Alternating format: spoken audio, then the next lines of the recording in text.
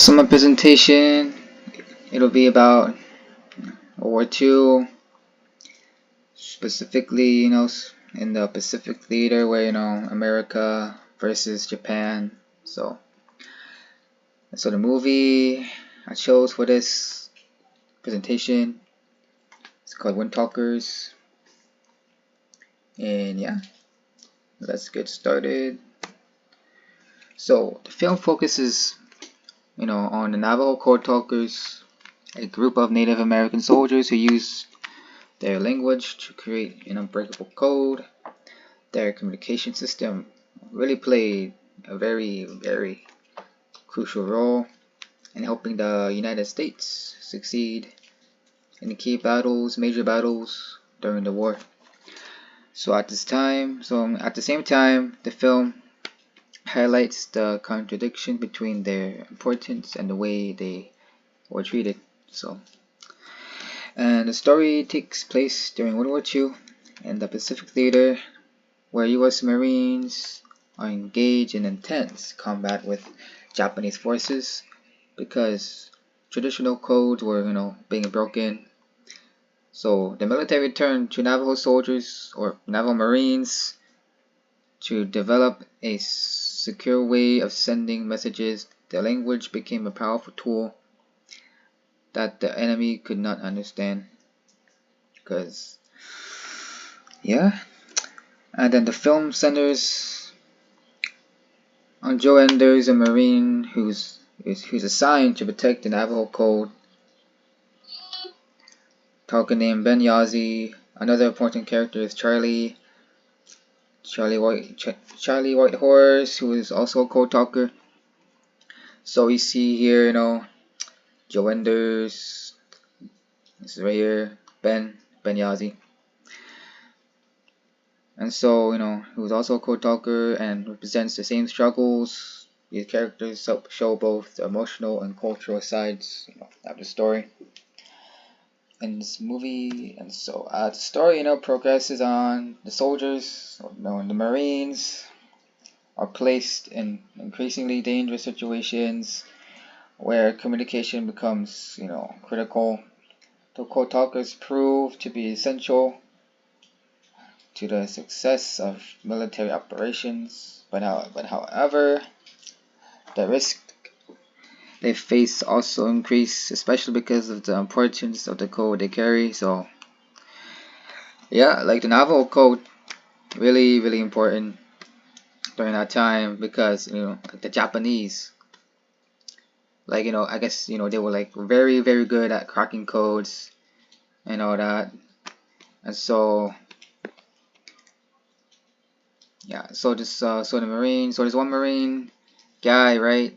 Like this was like somewhere like in the 1940s.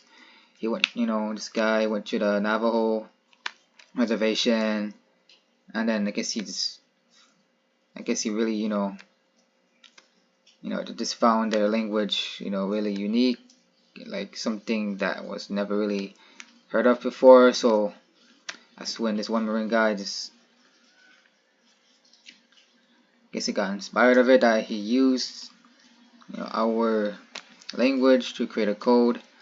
So in 1942, that's when like the first 30 Marines, Navajo Marines were, recruited to create a code that was pretty much unbreakable during the whole war, where the Japanese couldn't break it at all. So yeah, that's pretty much that. That's quick brief history about it.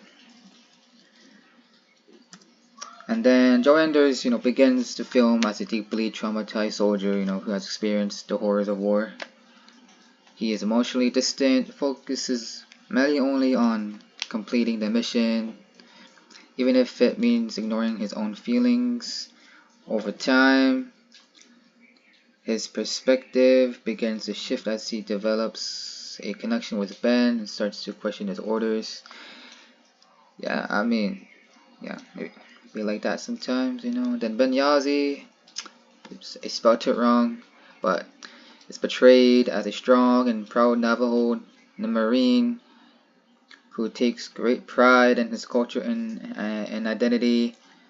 And despite facing, discrimination and being treated as less important, he remains committed to his role. I mean, that's how we do it, Then his character represents resilience, highlights the strength of Native American soldiers during the war. So you can see right here, Benyazi using his code, using Navajo code, and then then like at the beginning of the film, Joe and Ben have a distant and somewhat uncomfortable, maybe even awkward relationship due to cultural differences, and then due to cultural differences and that, and then Joe sees Ben mainly as a responsibility rather than as equal, and as they go through difficult experiences together, they begin to understand each other, leading to mutual respect and and develop a more stronger bond. So that's what's up,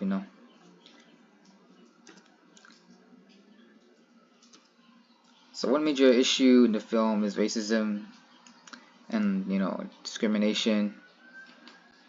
Even though Navajo Marines played a crucial role in the war, they were still treated unfairly and not given the respect they deserved.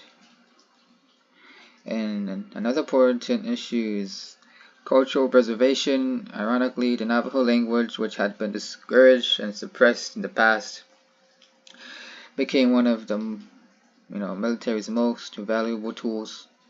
The film also represents ethical dilemmas, especially the question of whether protecting the code is more important than saving a human life. I mean, I get it, like military orders, gotta follow them. So, that's that. And then, like the Navajo language, the Navajo people were put into boarding schools where they had to learn the white man way. So even if and if they spoke their native so if they spoke their native language, they would get punished, severely punished. They'll get hit, whatever, beat up, like they end up getting bruised and all that. So until so that's the same language that was pretty much forbidden and to speak. And then it was about to be extinct, this language, until this happened too. So, and that's that. And then the film shows these issues through the treatment of the code talkers and the dangerous situations they are placed in. They are valued for their skills, but not always respected as individuals. This creates a strong contrast that highlights the injustice they faced. So throughout the film, Marines are forced to make extremely difficult decisions under pressure. So Joe in particular struggles with the moral conflict of following orders versus doing what he believes is right. So these moments show that the war is not only physical but also deeply emotional and ethical. So this movie helps viewers realize that Native American contributions to World War II are often overlooked, or not talked about as much in history. It brings attention to a group of people who played a really important role, but didn't always receive the recognition they deserved at the time. It also challenges the way it also challenges the way we usually think about history, then because most people learn about the major events and battles, but not always the specific groups or individuals behind them. So the film gives a different perspective by focusing on the Navajo code talkers and their unique role in the war. So in addition to that, it makes the audience, think about the moral complexity of the war. It's not just about the action or winning battles, the action-packed kind of stuff, big explosions and all that. So Like it shows, difficult, decisions soldiers have to make, and the emotional impact those choices, can have, like not only for themselves, but also the impact it also have for others. So, this movie helps deepen your understanding of what the Navajo Code Talkers went through, especially when it comes to the emotional and ethical challenges they faced during the war. It shows that the role wasn't just about sending messages, it also involved a lot of pressure, responsibility, and difficult decisions in life or death situations. It makes us think more about the level of sacrifice they made not only as Marines but also as Navajo people serving a country that didn't always treat them equally, or fully recognize their contributions at that time. That contrast really stands out in the film. And the movie also highlights how important their language and culture were. Even though those same things had been overlooked or suppressed in the past, seeing that represented in a war setting adds another level of that meaning. Overall, this film reinforced the importance of preserving and respecting Navajo history and culture. It shows why it's important to continue sharing these stories so that the role of the Navajo Code Talkers is remembered and given the recognition it deserves. Yep, and that's it. Thank you for listening. Thank you, or Navajo, so thank you.